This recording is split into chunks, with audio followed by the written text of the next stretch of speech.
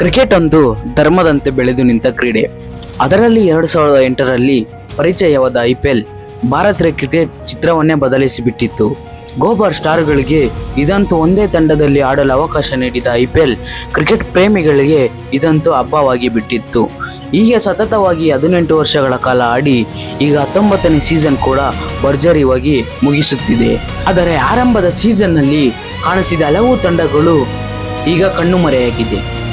ಅಷ್ಟಕ್ಕೂ ಆ ಕ್ರಿಕೆಟ್ ಪ್ರೇಮಿಗಳಿಗೆ ಹಲವು ನೆನಪುಗಳನ್ನು ನೀಡಿ ಕ್ರಮೇಣ IPLನಿಂದ ದೂರ ಹೋದ 5 ತಂಡಗಳು ಯಾವುದು ಮತ್ತು ಆ ಫ್ರಾಂಚೈಸಿಗಳ ಪತನಗಳ ಕಾರಣವನ್ನು ಈ ವಿಡಿಯೋದಲ್ಲಿ ಸಂಪೂರ್ಣವಾಗಿ ತಿಳಿಯೋಣ ಬನ್ನಿ. ಅದಕ್ಕಿಂತ ಮುಂಚೆ ನಮ್ಮ ಚಾನಲನ್ನು ಸಬ್ಸ್ಕ್ರೈಬ್ ಆಗಿಲ್ಲ ಅಂದರೆ ಈಗಲೇ ಸಬ್ಸ್ಕ್ರೈಬ್ ಮಾಡಿ ಬೆಲ್ಲೈಕನನ್ನು ಕ್ಲಿಕ್ ಮಾಡಿ. ಹಾಗೆ ಈ ವಿಡಿಯೋ ಇಷ್ಟ ಆದರೆ ಒಂದು ಲೈಕ್ ಮಾಡಿ ಸ್ನೇಹಿತರೆ. Number 5 Deccan chargers. ಈ ತಂಡದಲ್ಲಿ ಕ್ರಿಸ್ ಗೇಲ್, ರೋಹಿತ್ ಶರ್ಮಾ ಹಾಗೂ VVS ಲಕ್ಷ್ಮಣ್ ಅವರು IPL ಕರಿಯರನ್ನು ಈ ತಂಡದಿಂದಲೇ ಆರಂಭಿಸಿದವರು. ಈ ತಂಡದ ಮಾಲೀಕತ್ವವನ್ನು VVS ಲಕ್ಷ್ಮಣ್ ಅವರು ಹೊಂದಿದ್ದರು. ಆದರೆ ಹಲವು ಸ್ಟಾರ್ ಆಟಗಾರರನ್ನು ಹೊಂದಿದ್ದ ಈ ತಂಡವು ಮೊದಲನೇ ಸೀಸನ್ನಲ್ಲಿ ಪಾಯಿಂಟ್ಸ್ ಟೇಬಲ್ನಲ್ಲಿ ಕೊನೆಯ ಸ್ಥಾನವಾಗಿತ್ತು.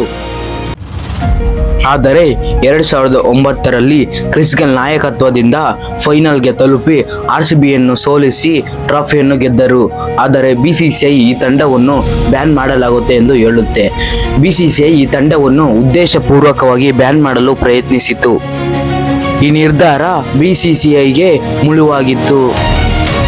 ಈ ತಂಡದ ಹಲವು ಆಟಗಾರರು ಮತ್ತು ಸಪೋರ್ಟ್ಸ್ ಸ್ಯಾಲರಿಗಳನ್ನು ಬಾಕಿ ಇಟ್ಟಿರುವ ಕಾರಣದಿಂದ ಈ ತಂಡವನ್ನು ಬ್ಯಾನ್ ಮಾಡಲಾಗುತ್ತೆ ಎಂದು BCCI ಹೇಳಲಾಗುತ್ತದೆ.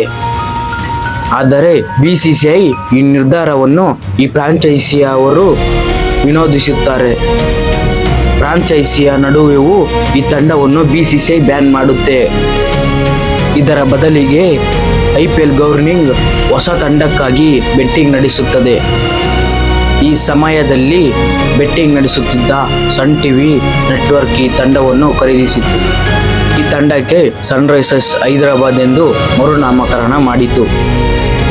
ಆದರೆ ಈ ಎಲ್ಲ ಬೆಳವಣಿಗೆ ನಡೆದ ನಂತರ 2020 ಜೂನ್ ತಿಂಗಳಲ್ಲಿ ಮುಂಬೈ ಹೈಕೋರ್ಟ್ ಇದರ ಬಗ್ಗೆ ತನಿಖೆ ನಡೆಸಲು ಹೊಸ ತಂಡವನ್ನು ನಿರ್ಮಿಸುತ್ತೆ. ಈ ತನಿಖೆಯಲ್ಲಿ BCCI ಮುಖ ಬಯಲಾಗಿತ್ತು. ತನಿಖೆಯಲ್ಲಿ ತಿಳಿದಿದ್ದೇನೆಂದರೆ ಡೆಕ್ಕನ್ ಚಾರ್ಜರ್ಸ್ ಆಟಗಾರರು ಮತ್ತು ಸಪೋರ್ಟ್ಸ್ ಸ್ಯಾಲರಿಗಳನ್ನು ಸಂಪೂರ್ಣವಾಗಿ ನೀಡಬೇಕೆಂದು ಗಡುವು ನೀಡಿತು. ಆದರೆ BCCI ಈ ಗಡುವು ಮುಗಿಯುವ ಹಿಂದಿನ ರಾತ್ರಿ ಒಂದು ತುರ್ತು ಮೀಟಿಂಗ್ ನಡೆಸಿ ಡೆಕ್ಕನ್ ಚಾರ್ಜರ್ಸ್ ಈ ತಂಡವನ್ನು IPLನಿಂದ ಬ್ಯಾನ್ ಮಾಡಲಾಗುತ್ತೆ ಎಂದು ಘೋಷಿಸಿತು. ಈ ಮೂಲಕ BCCI ಇಲ್ಲಿಗಲ್ ಆಗಿ ಡೆಕ್ಕನ್ ಚಾರ್ಜರ್ಸ್ ತಂಡವನ್ನು ಬ್ಯಾನ್ ಮಾಡಿದೆ ಎಂದು ಸಾಬೀತು ಆಗಿತ್ತು. ಇದರಿಂದಾಗಿ BCCI ಡೆಕ್ಕನ್ ಚಾರ್ಜರ್ಸ್ ಸಂಸ್ಥೆಗೆ 4,000 ಹೆಚ್ಚು ಕೋಟಿಯನ್ನು ಪರಿಹಾರದ ಹಣವನ್ನು ನೀಡಬೇಕಿತ್ತು.